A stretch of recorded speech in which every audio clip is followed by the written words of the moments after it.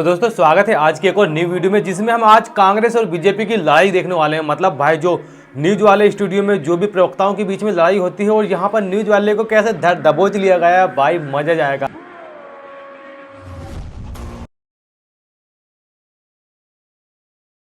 GST घटते हुए इसी सरकार में देखा है, बढ़ते हुए तो कांग्रेस के सरकार में देखा था, जबकि टॉफी पे भी लगता था टैक्स। मतलब आप लोग समझ सकते हो कि अभी जो जीएसटी घटा हुआ है ये मोदी सरकार ने तो घटाया है, लेकिन बढ़ाया किसने था? भाई मोदी सरकार ने। लेकिन इन जैसे लोगों को अब क्या बता दूं, अब तो टैक्स लेते थे तो अपनी जेब में भरते थे, वो जीएसटी लेते कम से कम जनता में तो लगाते हैं। तो देखो ये महिलाएं लोग जो हैं ये मोबाइल में ऐसी वीडियो देखती नहीं है। ये क्या करती हैं कि भैया न्यूज वाले जो बताते हैं कि भैया मोदी सरकार ने जीएसटी घटा दिया है, कांग्रेस ने बढ़ाया था, तो ये इन्हीं को सच मान के चलते हैं। इसलिए ये तो पता नहीं कौन सा शैतान है। हम चुनाव के लिए मरा जा रहा है, इसको ना राम से मतलब है ना राम की संस्कृति से मतलब है। चुनाव के लिए मरा जा, अरे जब बकवास है ये। अरे मोदी, अरे योगी, तुम पाखंड कर रहे हो राजनीति में। हिंदुत्व का नाम लेकर के, राम का नाम लेकर के थक गए, कमर में दर्द पैदा हो गया देश को जगाते जगाते। लेकिन करें तो क्या करें, ऐसे डरवा दिया इन लोगों ने, ऐसे। भाई बिल्कुल सही बात है भैया। मोदी सरकार जो होती है, बीजेपी सरकार, कुछ भी चीज़ पूछो राम भगवान को सामने ले लेती है। कुछ भी चीज़ पूछो कि हमने राम मंदिर बनवाया, हमने धारा 370 हटाया। भाई देखो पहली बात तो धारा 370 पूरी तरह से हटा नहीं होगा, उसमें अपडेट किया गया होगा, आप लोग सर्च कर लेना, ठीक है। और भाई ये राम मंदिर क्या कर रहा हूँ? मैं तो आज तक राम मंदिर नहीं गया। मेरे यहाँ गांव में हनुमान मंदिर है, शिव मंदिर है, मैं तो डेली वहीं जाता हूँ। वहाँ बैठ के मैं फ्री फायर गेम भी खेलता हूँ, ठीक है। जो भी कार्यक्रम रहते हैं तो वहाँ पूजा पाठ भी करते हैं, काम धंधा भी करते हैं, मंदिरों का भी काम, भंडारे का भी काम करते हैं। और अगर काम नहीं रहता है तो वहाँ गेम दोस्त लोगों के साथ बैठ के गेम खेलते हैं, ठीक है। और भाई तुम राम मंदिर क्या कर लो भाई? बेरोजगारी के ऊपर बात करो ना, सड़कें बना दो, टूटी फूटी सड़कें हैं। इतना जो जगह जगह करप्शन हो रहा है भाई, कुछ जगह अवैध टैक्स ले रहे हैं रोड वाले। ये तो पता नहीं कौन सा शैतान है। आपका आधार कार्ड में नाम गलत हो गया, 10 दिन के अंदर उसको सही करो, या तो प्रॉपर रीजन देके खत्म करो। आप प्रॉपर लिख के दो कि इस रीजन से नहीं कर पा रहे हैं, देगा यहाँ पे।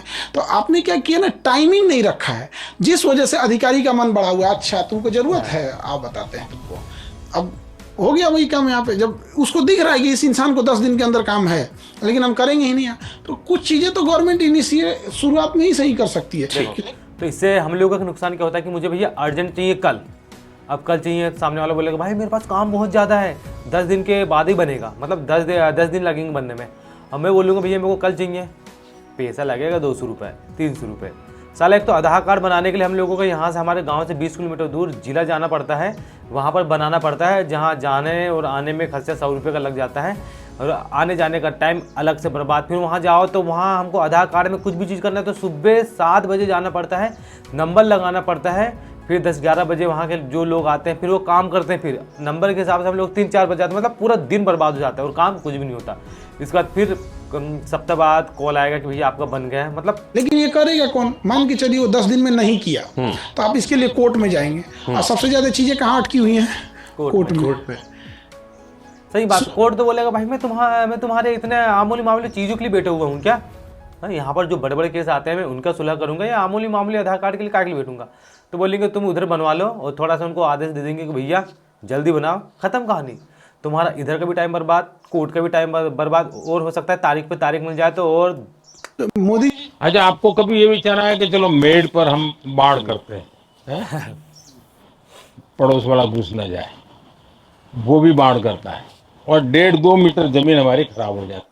अगर मिल करके वहां सोलर लगा दे, उसका सोलर उधर की तरफ झुकेगा, आपका सोलर इधर झुकेगा, आपकी बिजली आप कमा के बेच के दोगे, वो बिजली वो बेच देगा। हाँ बिल्कुल सही बात भाई। देखो मोदी सरकार जो है सोलर पैनल लगवा रही हैं, जिसमें आम आदमी को बहुत ज़्यादा फायदा होने वाला है। लेकिन आप लोग सोचो, पॉइंट की बात बोल रहा हूँ भाई, एक सोलर पैनल लगाने में लगभग 1 लाख रुपए के आसपास का खर्चा जाता है। मोटा मोटा आप लोग अंदाजा लगाना कि अगर आप लोग अपने घर में लगा रहे हो तो 1 लाख तो मिनिमम बताया, कम से कम 2 से 3 लाख का खर्चा आप लोगों का जाएगा। अगर आपका घर 2 मंजिल 3 मंजिल का है और सब जगह लाइट की सप्लाई करना है तो मान लो अगर 1 लाख रुपए का खर्चा भी आता है आपको सोलर पैनल लगाने, ठीक है। और सोलर पैनल कितना चल रहा है? 1 लाख रुपए लगाने के बाद ज़्यादा से ज़्यादा 10 साल, हो सकता है कि ज़्यादा तेज़ हवा तूफान आए उड़ जाए। मान लो 1 लाख रुपए आपने लगाए और 10 साल चला, तभी इसमें आपको फायदा क्या हुआ? आपको लगेगा बहुत फायदा हुआ, भाई फायदा कुछ नहीं हुआ। अब देखो जैसे कि कहाँ जब केजरीवाल की सरकार थी उन्होंने बिजली फ्री कर दिया था। अभी हमारे यहाँ एमपी में भी क्या है, मोदी सरकार ही बोल सकते हैं, बीजेपी ने क्या किया है कि 100 यूनिट ज़्यादा और कभी कभी 150 यूनिट के आसपास का बिल जो होता है फ्री होता है, मतलब 100 रुपये के आसपास बिल आता है। 100 यूनिट के नीचे अगर आप लोगों का बिजली जलती है तो आपको 100 रुपये के नीचे ही बिल आता है, 93 रुपये 94 रुपये आती है। बहुत अच्छी बात है, ठीक है। तो हम जैसे गरीब लोग क्या होते हैं कि ज़्यादा लाइट जलती नहीं है, 4 कमरा है, 4 कमरे में 4 लाइट ये और 1-2 लाइट एक्स्ट्रा लग जाती हैं, ठीक है। मोबाइल चार्ज होते हैं, टीवी चलती है और गर्मी में कूलर, बाकी पंखे भी बहुत कम चलते हैं, ठीक है। तो ऐसा देखा जाए तो 100 यूनिट हम लोग महीने में भी खर्च नहीं कर पाते हैं। कभी कभी अगर हम पानी गर्म करना है लाइट के जरिए से तब होती है ज़्यादा खर्चा। तो ये हम लोगों का बिल कितना आता है, 100 रुपये आता है, 12 महीने के 1200 रुपये, मतलब 1 साल के 1200 रुपये, तो 10 साल के कितने हो गए, 12,000 रुपये। जहाँ 12,000 रुपये में काम हो रहा है वहाँ सोलर पैनल में आप लोगों का 1-2 लाख रुपए का खर्चा आ जाएगा, ऊपर से मेंटेनेंस चार्ज अलग। भाई मतलब 12,000 रुपये जहाँ लगने थे 10 साल में है, वहाँ 2 लाख रुपए लगेगा। थोड़ा सा दिमाग लगाओ। हाँ, सोलर पैनल किसके लिए ज़रूरी है, जिनके घर में 3,000, 4,000, 5,000 रुपये महीने का बिल आता है। अब बिल जिनके घर में पहले 300-400 रुपये का आता था, अब नए मीटर लग गए हैं स्मार्ट मीटर। तो स्मार्ट मीटर से क्या हो रहा है, जिनके यहाँ 300, 400, 500 रुपये बिल आता था अब 2,000, 3,000 आने लगे। घोटाला हो रहा है, घोटाला भी सरकार कर रही है, क्या कर लोगे आप। सरकार पैसे दे, मोदी के भक्त हैं, मोदी तो अरे ये सब नशे में, ठीक है। देखो ये मोदी के भक्त हैं, इनका कोई दोष नहीं और इनसे क्या सवाल करोगे, इन्हें देश का कोई होश नहीं। तुम कितने गोबर भक्त पकड़ोगे, हर कोने में गोबर भक्त निकलेगा। ये क्यों आएंगे मोदी? क्या भैया देखो, मैं भी बीजेपी वाला हूँ, ठीक है। मुझे बीजेपी में वोट देना अच्छा लगता है। मैंने जितने भी अभी तक मैंने वोट दिया है पूरे बीजेपी को ही दिया है। और भाई लेकिन अभी जो सच्चाई सामने आ रही है बीजेपी सरकार की कि दिल्ली में झुग्गियों को तोड़ा जा रहा है, ठीक है। करप्शन इतने ज़्यादा बढ़ गए हैं, अगर किसी ने बीजेपी के खिलाफ कुछ बोला तो उसे पाकिस्तान से संबंध बता दिया जा रहा है, उसको जेल में डाल दिया जा रहा है, उसका मारपीट, मतलब पुलिस के हाथ। कुछ लोगों का तो नहीं बोल सकता भाई, कुछ भी हो जाएंगे। मतलब ऐसे ऐसे चीज़ें हो रही है बीजेपी के खिलाफ, आप लोग बोल भी नहीं सकते हो। क्या ऐसा काम कर रहे हैं? मैडम पहली बात तो हमारी सुरक्षा, जो आज हम यहाँ पे खड़े हैं एक मोदी की देन है। पहले बोलिए, मैडम 2 योजना हो रही ना, तो इस हाईवे पे जिस पे चल रहे हो ना, ये भी सब मोदी की देन है। ये फंस गया। कौन सी हाईवे का गठन किसने किया था? NHAI ने बनवाया। ये NHAI किसकी सरकार में गठित हुई? खत्म गया।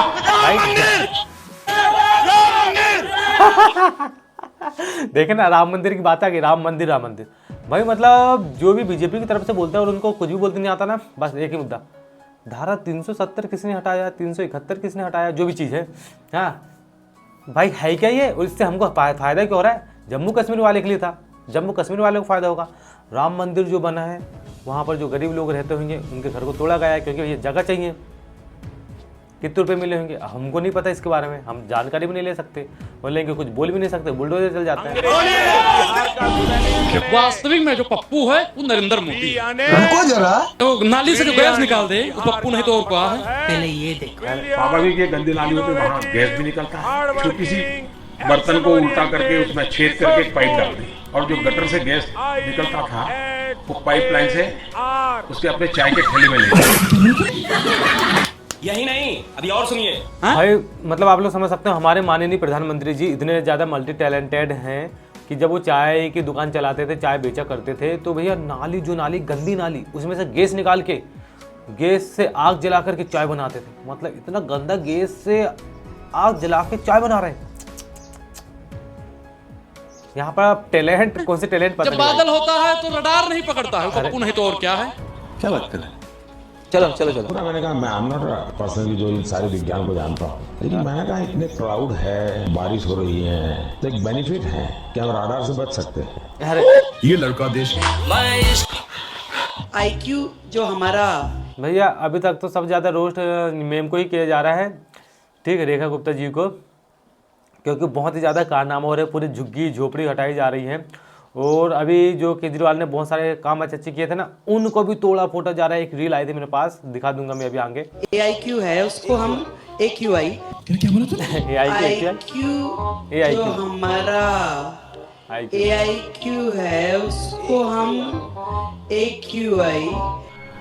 दिल्ली के पॉल्यूशन को देखते हुए माननीय सुप्रीम कोर्ट और पॉल्यूशन पॉल्यूशन कंट्रोल बॉडीज जो हैं CAMQ इत्यादि सब लोग भाई नहीं सुनता, मैं नहीं सुनता।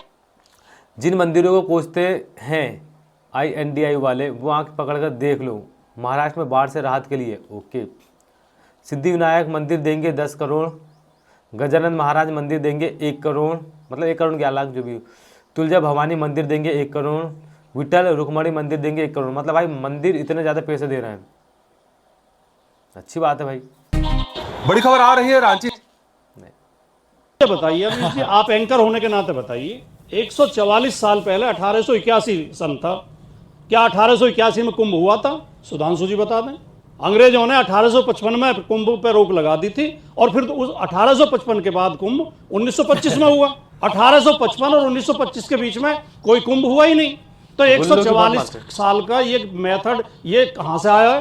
क्या बात है सर, क्या बात है भाई सर। बिल्कुल सही यार, जितनी भी चीज में देखा हूँ, सूर्य ग्रहण हुआ है, हजारों साल के बाद हम लोगों को ऐसा ग्रहण देखने को मिलेगा। 144 साल बाद महाकुंभ देखने को मिलेगा। मैं तो नहीं गया भाई, मेरे तो पाप नहीं धुले, हम पापे नहीं किए तो क्या पाप धुलेगा? क्या बात, ये बात 22 अप्रैल के हमले के बाद पहली बार 1999 के कारगिल युद्ध के बाद पहली बार एकजुट ये जो है ये कर्नल रह चुके हैं, ठीक है, रिटायर्ड कर्नल थे। हुआ है। ऑपोजिशन, सरकार, फौज, 146 करोड़ लोग सब एकजुट थे। लेकिन मैं आपसे पूछना चाहता हूं कि 26/11 के हमले के बाद आपके आज के जो प्रधानमंत्री उस समय मुख्यमंत्री थे, वो ताज होटल के बाहर प्रेस कॉन्फ्रेंस कर रहे थे, और वो ये कह रहे थे कि अगर आज हमारी सरकार होती थी हम ये कर देते, हम वो कर देते। अब उन्होंने एकजुटता दिखाने का काम नहीं किया, उन्होंने देश की। देख रहा भैया, तो ये जो गोदी मीडिया है ना, मतलब बोलने तक नहीं देती है। किसी ने बीजेपी के खिलाफ बोला बार बार, अच्छा, और किसी ने बीजेपी की तरफ से बोला, सवाल पूछती है। देश की सेनाओं का मनोबल तोड़ने का काम किया। अरे आज ये हमारी मोदी सरकार नहीं होती, चाइना हमारे देश को ले लिया भाई हंसना माना है, ठीक है, होता है। वाह मोदी जी, वाह वाह। अब चूंकि मसला इतना टेढ़ा, पत्रकार को बहुत ज्यादा टैलेंटेड पत्रकार देखना, व्हाट्सएप यूनिवर्सिटी की बात करेगा और भाई वो भी बोलेगा हाँ कि हम जानते हैं आपको कितना पता होगा, लेकिन ये जरूर है कि अब चाइना के साथ क्या हुआ इस सरकार में और क्या क्या हुआ है, तो इस पर बहस हो तो बहुत लंबी हो जाएगी। बहरहाल आपको व्हाट्सएप से ज्ञान मिलता है कि नहीं? बहुत मिलता, मैं व्हाट्सएप पर बहुत सब देखता हूँ, यही सब देखता हूँ। भाई देखो, मैं एक बात आप लोगों को बताना चाहता हूँ कि ये जो न्यूज़ वाले हैं, ठीक है, जैसे कि एक पाठशाला चलाते हैं ना कोई न्यूज़ वाले, बहुत अच्छी, हालांकि वो बहुत अच्छा जानकारी देते हैं। जब डोनाल्ड ट्रंप के साथ मोदी जी का रिश्ता अच्छा था तो वो क्या बोलते थे, चीन का जो शी जिनपिंग जो भी हो घबरा चुके हैं, मोदी और ट्रंप की दोस्ती से डर चुके हैं, कांप चुके हैं। और अब जब ट्रंप का साथ छूट गया है और चाइना वाले से मिल चुके हैं मोदी जी, तो ट्रंप कपकपा चुके हैं। मतलब भाई कहना क्या चाहते हो? कभी तुम चीन को गद्दार बताओगे तो कभी तुम अमेरिका को गद्दार बनाओगे। भाई क्या है? आपने कहा था 5 तारीख के बाद 8,500 रुपया महीना खटाखट देंगे, दीजिए ना, कौन रोक रहा है? अच्छा, इससे साफ हो जाता है ये कुछ करते भी नहीं थे, किया भी नहीं था, कर भी नहीं रहे, करेंगे भी नहीं, संविधान के नाम पे धोखा दे रहे हैं। मैं बस ये आशा करूंगी कि आप ना मुझे बीच में काटेंगी। यहाँ पर इन्होंने कहा हमने क्या नहीं किया। हमने परसों तेलंगाना में 2 लाख रुपए हर किसान का माफ किया है कर्जा। आप झुंझुना क्यों नहीं बजाते रहते हैं? भैया तेलंगाना में 2 लाख रुपए हर किसान, जिन्हें जो किसान ने 2-2 लाख रुपए कर्जा लिए थे उन्होंने माफ किया, बता रहे हैं, ठीक है। सच्चाई कितनी है, कांग्रेस वाले क्या बोल रहे हैं, इसका भी हम लोगों को पता नहीं है। लेकिन बीजेपी वाले भाई गरीबों का तो माफ कर दें तो कर दें, लेकिन जिन्होंने 10,000 करोड़ का कर्जा लिया है उनका कर्जा माफ कर देते हैं। भाई क्यों नहीं करते किसानों का कर्जा माफ? 16 लाख करोड़ आपने पूंजीपतियों का माफ किया है, सब कुछ हम कर दें, सरकार में झुंझुना बजाने बैठे हैं क्या? बस हवा निकल गई, ताली थाली बजाने के लिए बैठे हैं क्या? अरे 500 रुपए का सिलेंडर आपको नाक रगड़ के देना पड़ा राजस्थान में, क्योंकि हम दे रहे थे। सारे देश में क्यों नहीं देते 500 का सिलेंडर? सही बात। लेकिन ये तो पहला देश के प्रधानमंत्री हैं जो रो रहे, और वो भी 5 दिन भाई पहले ना मुझको तेजस्वी यादव, मतलब बीजेपी के अलावा कोई भी सरकार अच्छी नहीं लगती थी, क्योंकि अब क्या बता दूं, ठीक है। लेकिन जब सच्चाई सामने आ रही, मैं ऐसे रील देख रहा हूँ, आप लोग देख सकते हो मेरे इसमें पूरी ऐसी रील आ रही, तब मुझे समझ में आया कि भाई देश में क्या चल रहा है, दुनिया में क्या चल रही है। गलवान घाटी में जवान शहीद हुए और वही चाइनीज प्रेसिडेंट के साथ हाँ हाँ ही आओ माओ कर रहे हैं, और यहाँ आकर के रो रहे। आपकी माँ को या मेरी माँ को गाली पड़े, ठीक है, दुख होता है, तो आप इतने कमजोर भी नहीं, आप देश के प्रधानमंत्री, क्या सिखा रहे हो? रोना। ठीक है, रो भी रहे तो 5 दिन बाद याद आया कि हाँ 5 दिन पहले मेरी माँ को गाली पड़ा था, और वो भी टीवी के सामने लगा करके लाइव रो रहे हैं। सही बात है भाई, ये टीवी वाले जो है ना, देखो मोदी जी के बारे में, माँ के बारे में तुरंत दिखा देते हैं, और जो इतनी सारी झुग्गियाँ टूट रही है कहाँ, दिल्ली में, आज तक किसी भी बड़े न्यूज़ वाले ने उसको कवर ही नहीं किया भाई। आम न्यूज़ वाले बस कवर करते हैं। अच्छा 14 में ठीक है, और आम न्यूज़ वाले भी इसलिए कवर करते हैं जो उस एरिया के आसपास हैं।